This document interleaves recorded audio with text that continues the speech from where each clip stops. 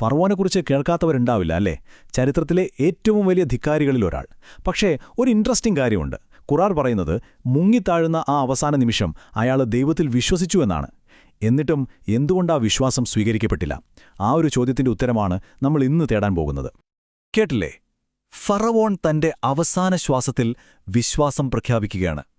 പക്ഷേ ഒരു ചോദ്യം അവിടെ ബാക്കിയാകുന്നുണ്ട്. എന്തുകൊണ്ടാണ് ദൈവം അത് സ്വീകരിക്കാതിരുന്നത്? നമുക്കൊന്ന് ആഴത്തിൽ പരിശോധിക്കാം. അപ്പോ ഇതിന്റെ ഉത്തരം എവിടെയാണെന്നറിയോ? ഗ്രന്ഥകർത്താവായ അഹ്മദ് അൽ ഹസൻ പറയുന്നത് ആ ഉത്തരം ഒരൊറ്റ കാര്യത്തിൽ ഒളിഞ്ഞിരിപ്പുണ്ടെന്നാണ്. അത് മറ്റൊന്നുമല്ല, ആ പ്രഖ്യാപനം നടന്ന കറക്റ്റ് സമയം. അപ്പോൾ ഈ വിഷയത്തിൽ രണ്ട് പ്രധാന വാദങ്ങളാണുള്ളത്. ഒന്ന് ഗ്രന്ഥകർത്താവായ അഹ്മദ് അൽ ഹസന്റേത്, മറ്റൊന്ന് അദ്ദേഹം തന്നെ പേരെടുത്തു പറയുന്ന സർക്കി എന്ന ഒരു വിമർശകന്റേത്. ഇവർ തമ്മിലുള്ള ഒരു തർക്കമാണ് നമ്മൾ കാണാൻ പോകുന്നത്. നോക്കൂ, ഈ സ്ലൈഡില് ആ രണ്ട് കാഴ്ചപ്പാടുകളും വളരെ വ്യക്തമായിട്ട് കൊടുത്തിട്ടുണ്ട്. സർക്കി, അതായത് വിമർശകൻ പറയുന്നത് ഫറവോൻ വിശ്വസിച്ചത് വെള്ളത്തിൽ മുങ്ങിക്കൊണ്ടിരിക്കുമ്പോഴാണ് എന്നാണ്. എന്നാൽ നമ്മുടെ ഗ്രന്ഥകർത്താവായ അൽ ഹസൻ പറയുന്നു, അല്ല, അത് ശരിയല്ല, വെള്ളം ദേഹത്ത് വീഴുന്നതിന് തൊട്ടു മുമ്പത്തെ നിമിഷത്തിലായിരുന്നു അത് എന്ന്. ഇതാണ് ഈ വിശകലനത്തിലെ ഏറ്റവും പ്രധാനപ്പെട്ട തർക്കവിഷയം. അൽ ഹസന്റെ പ്രധാന വാദം വരുന്നത് സിമ്പിൾ ഫിസിക്സിൽ നിന്നാണ്.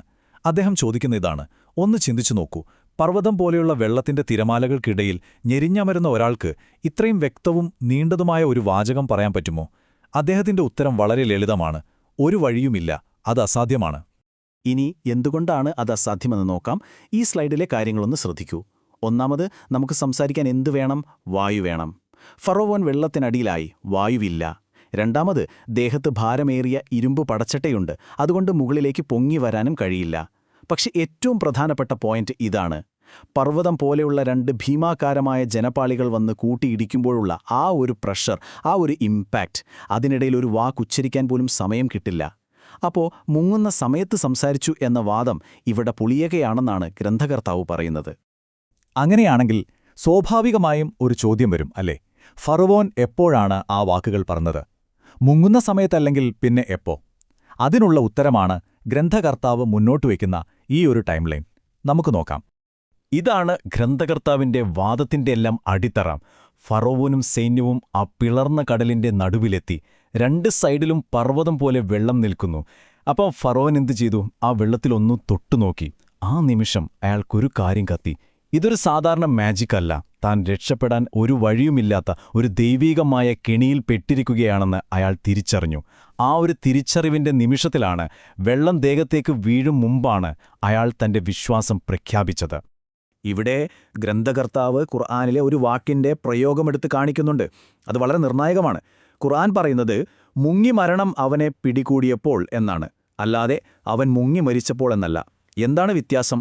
പിടികൂടിയപ്പോൾ എന്നു പറഞ്ഞാൽ മരണം തൊട്ടുമുന്നിലെത്തി, ഇനി രക്ഷയില്ല എന്ന് 100% ഉറപ്പായ ആ നിമിഷം. അല്ലാതെ ശരിക്കും വെള്ളത്തിനടിയിൽ മുങ്ങിത്താഴുന്ന ആ ഒരു അവസ്ഥയല്ല അത് സൂചിപ്പിക്കുന്നത്. ആ ഒരു വാക്കിന്റെ വ്യത്യാസം വളരെ വലുതാണ്. ശരി, അപ്പോൾ നമുക്ക് പുതിയൊരു ചോദ്യത്തിലേക്ക് വരാം. മുങ്ങിത്താഴുന്നതിന് തൊട്ടു മുമ്പാണ് ഫറവോൻ വിശ്വസിച്ചതെങ്കിൽ പിന്നെന്താ കുഴപ്പം?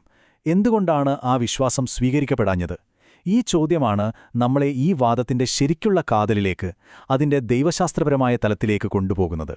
സ്വീകാര്യമായ ഒരു വിശ്വാസത്തിന് ചില നിബന്ധനകളുണ്ട്. അതിനെക്കുറിച്ചുള്ള ഗ്രന്ഥകർത്താളിന്റെ പ്രധാനപ്പെട്ട സിദ്ധാന്തമാണ് നമ്മളിനി കാണാൻ പോകുന്നത്. ഇതാണ് ഉത്തരം. വളരെ സിമ്പിൾ.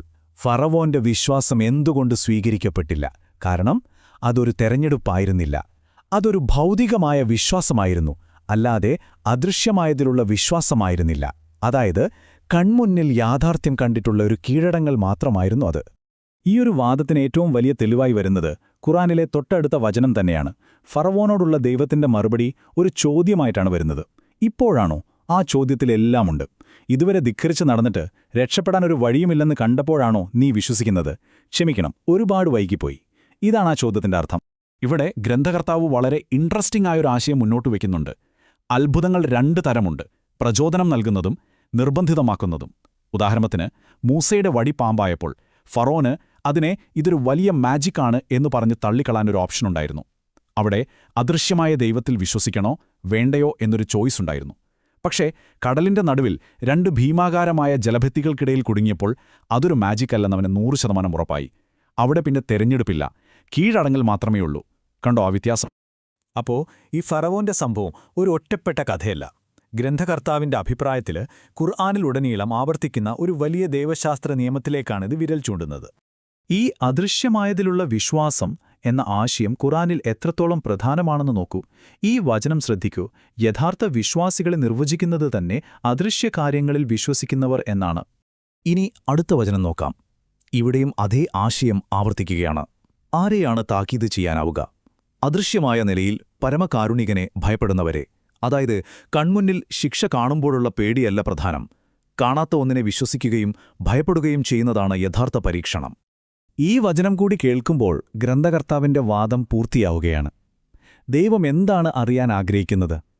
അദൃശ്യമായ നിലയിൽ തന്നെയും തന്റെ ദൂതന്മാരെയും ആരാണ് സഹായിക്കുന്നതെന്ന്. അപ്പോൾ ആ അദൃശ്യമായതിലുള്ള വിശ്വാസത്തിനാണ് ഏറ്റവും വലിയ വില. അതുകൊണ്ട് നമുക്കിതിനെ ഇങ്ങനെ ചുരുക്കാം. ഗ്രന്ഥകർത്താവിന്റെ കാഴ്ചപ്പാടിൽ നിർബന്ധിതാവസ്ഥയിൽ നിന്ന്, അതായത് വേറെ വഴിയില്ലാതെ വരുന്നൊരു വിശ്വാസം, അത് ശരിക്കുള്ള വിശ്വാസമല്ല, അതൊരു കീഴടങ്ങലാണ്. ഫറവോന്റെ കാര്യത്തിൽ സംഭവിച്ചത് കൃത്യമായി ഇതുതന്നെയാണ്. അപ്പോൾ ഈ വിശകലനം മുഴുവൻ കേട്ടുകഴിയുമ്പോൾ നമ്മളൊരു വലിയ ചോദ്യത്തിന് മുന്നിലെത്തും. എവിടെയാണ് അതിർവരമ്പ്? എപ്പോഴാണ് ഒരു അത്ഭുതം നമ്മളെ വിശ്വാസത്തിലേക്ക് പ്രചോദിപ്പിക്കുന്നത് നിർത്തി നമ്മളെ വിശ്വസിക്കാൻ നിർബന്ധിതരാക്കുന്നത്? പ്രചോദനവും നിർബന്ധവും തമ്മിലുള്ള ആ നേർത്ത വര എവിടെയാണ്? ഈയൊരു ചോദ്യം നിങ്ങൾക്കായി വിട്ടുതന്നുകൊണ്ട് ഈ വിശകലനം ഇവിടെ അവസാനിപ്പിക്കുന്നു.